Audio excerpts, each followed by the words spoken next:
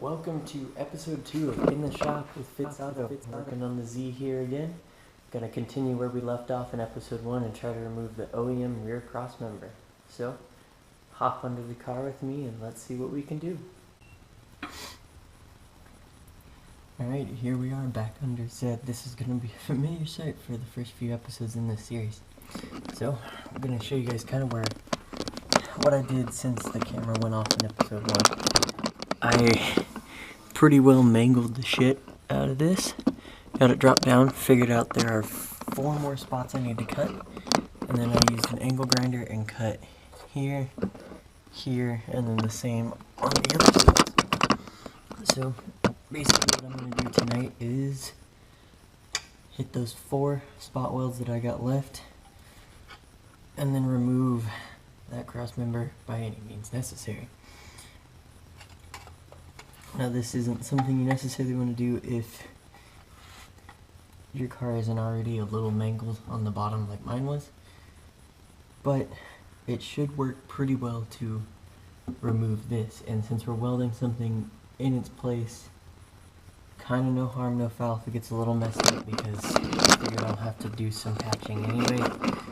So hey, that's where I am. So as before, safety first. We'll be spraying metal and stuff everywhere, so get all suited up and then just get to it.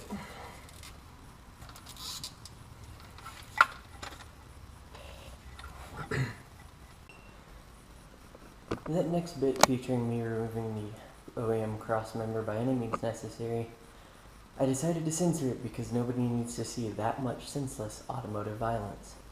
So we'll just kind of stand here, admire the view for a little bit, and we'll cut back when I've got that thing out. So we should have it out right about now.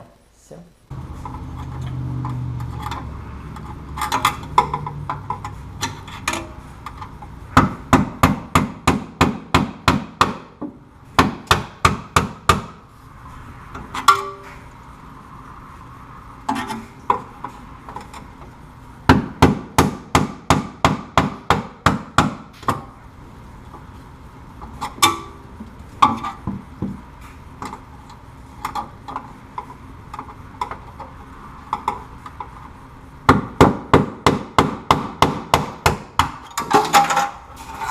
ta-da!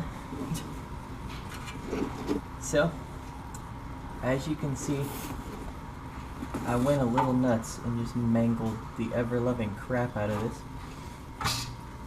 But it's out.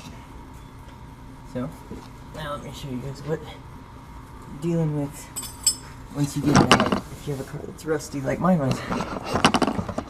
So obviously it's pretty beat up, as you can tell. It's not pretty. Basically what you're going to need to do is hammer these little ears kind of back up, get them figured out. You'll need to take these ears off of the outside frame rail so you can weld the new mount in. But you know, overall it's not, I mean, it's nothing that's not fixable, so that's good. So if you have a welder, I mean, a lot of this you just hammer back in place and you're good to go. So now, I'll show you kind of where the next video is going to go, what the next few steps are going to be. Alrighty.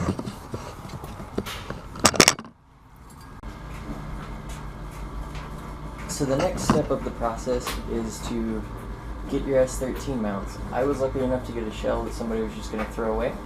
So I cut out the mount here. And as you can see, it's kind of already popped a little bit. Like what we're going to have to do. We'll basically just have to do what we did on that one, but without mangling this piece, because that's going back in the car.